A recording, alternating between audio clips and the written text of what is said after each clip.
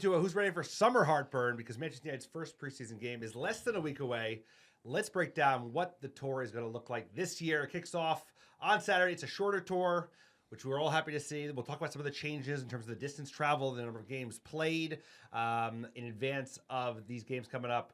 But the first game, sir, Stockholm, as he usually does, as we usually start in our tours, is that we're starting in Europe, which is great. So they're going to Scandinavia, yep. So nice and nearby. There's lots of Scandinavian Reds. Whenever we go to Scandinavia, you see good showings. We were in Norway last year. We were back in Sweden the year before.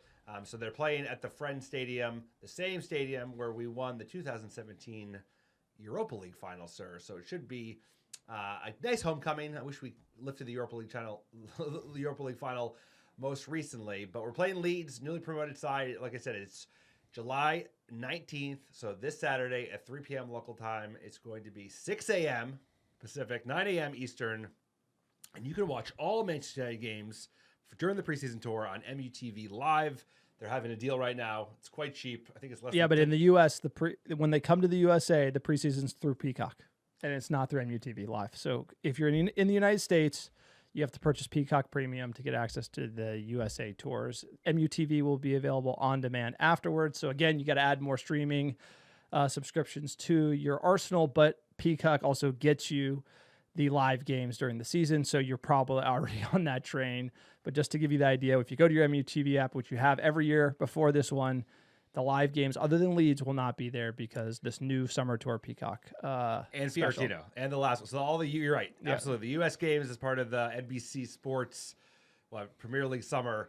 Those three games in the middle, we'll talk about in a second. They'll be on Peacock, like John mentioned. But the first game against Leeds on the 19th, and the game right before we play Arsenal against Fiorentina when we see De Gea back in Manchester on the 9th of August, they will all be on MUTV Live. And then kicking off the summer tour, so we're going on the 26th of July, so 7 days later, a week later, we're going to be playing at not too far from our hometown in New Jersey, MetLife Stadium. Obviously, the future home of the World Cup final next year. We're playing the Hammers, West Ham. Should be a good occasion. It's been hot on the East Coast, but looking at the group right now for our summer series, West Ham is how we'll kick it off. So good tune-up match for bottom half of the table teams, sir. This is great. Other than Bournemouth, Everton, and West Ham is probably who we're going to be competing for to not get relegated next year. No, these three, the first three games here, Leeds, West Ham, and Bournemouth, are exactly the type of fixtures that we need. And jumping into the third game, July 30th, Bournemouth, it's going to be 8:30 local time in the Windy City, 6:30 Pacific, 9:30 Eastern. So it's going to be 8:30 Central. So it's going to be playing at night, which is exactly what we want at Soldier Field.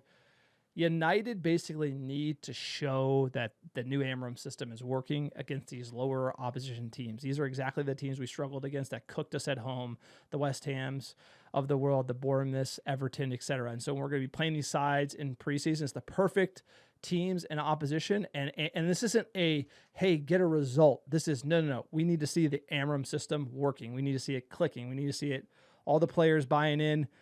That's what we have to see.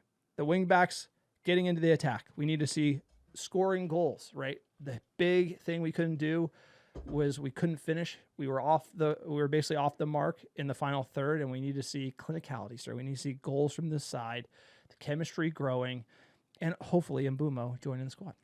No, because that's what this summer tour is all about. I mean, that's what it's like. All right, we didn't see it come together last season.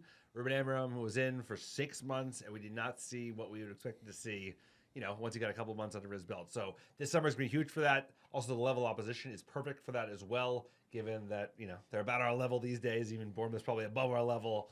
But finishing up that tour, so we're going to finish it up the following weekend in Atlanta, 5 p.m. local time, East Coast. So it'll be 2 o'clock in the afternoon on August 3rd against the Toffees, playing at Mercedes-Benz Stadium. Supposed to be a nice one.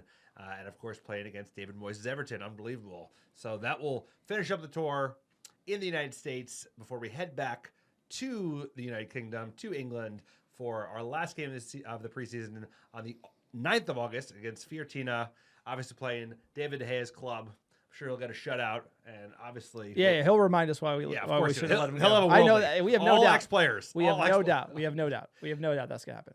And we're going for the Snapdragon Cup. Snapdragon Cup. That's it. That's probably the only silverware we're going to get our hands anywhere near. So absolutely, let's get that Snapdragon in.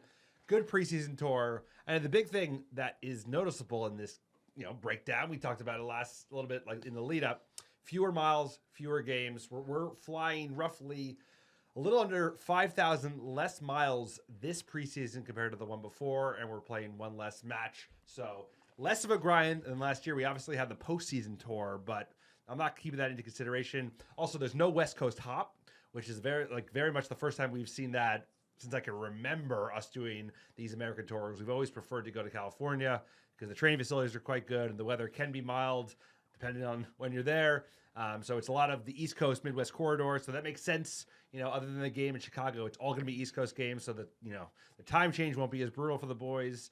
And then, like you said, earlier European opener, earlier home closer. So things are going to be more well-suited for Ruben Amorim to get his hands around the team in advance of that Arsenal opener. So we're not just... Yeah. That's what we're going to be talking about. We're going to be like, we're going to get battered by Arsenal and be like, hey, how come the one less preseason match and less traveling didn't help us beat Arsenal?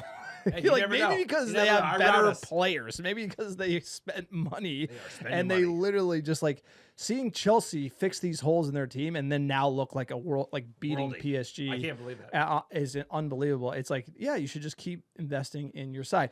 All complaints aside, let's talk about who we're most excited to see. Obviously, Cunha, top of the list. Diego Leão, new. These are the two new Reds. I would add Mbeumo to that list if Sir Jim gets a backbone and we can get this deal done so we can get this season onwards. If you could do Ollie Watkins, Mbeumo, Cunha, done. John Victor. Run it back. I'm fine running it back with Onana.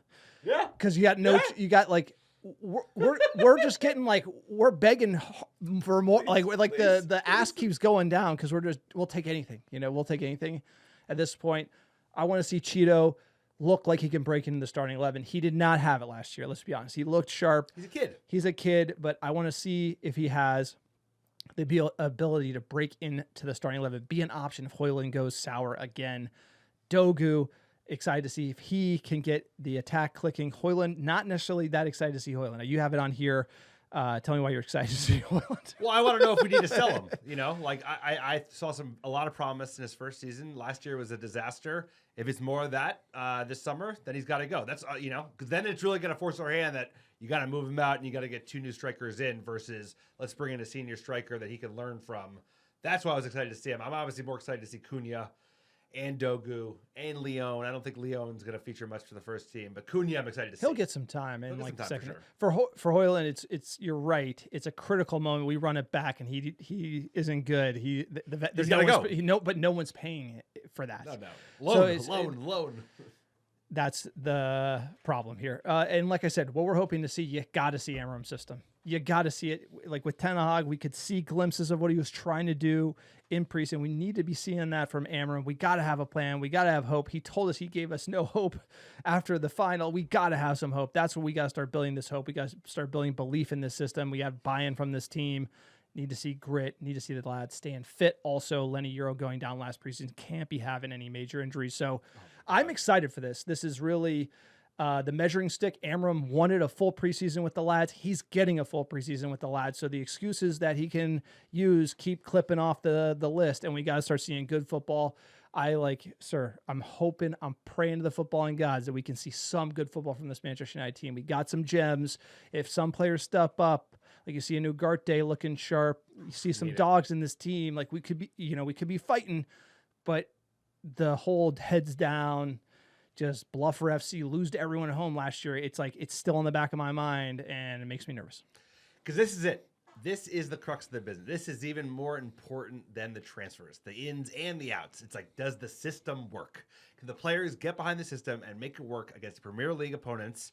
Obviously, this heat is not going to be stuff that they're feeling on an ongoing basis in England, but it's a good tune-up. But playing the Evertons, the Bournemouths of the world, the Leeds who are in our Premier League side, can the three of them back? Can we control the game? Can we create chances? Can we convert chances? If we could do that, also, the boys look fit. Can they stay fit? Can they have that high level of tempo that is going to be needed to actually make a three at the back effective, where you can actually turn the ball over from a higher up position and get chances on goal? If they can do that, then we have real hope for the season, even if Ineos are fucking making a meal the summer transfer window. If they don't, they can get all the signings in the world, bro. And Amorim's all in.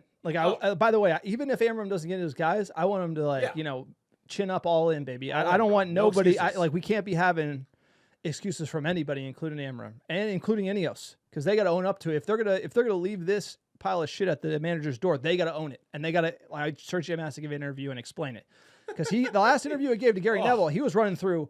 Oh, well, Amorim doesn't have this and that. Well, he knows a lot about the team, so then why didn't you give him nothing? And that we need to be hearing answers from this team.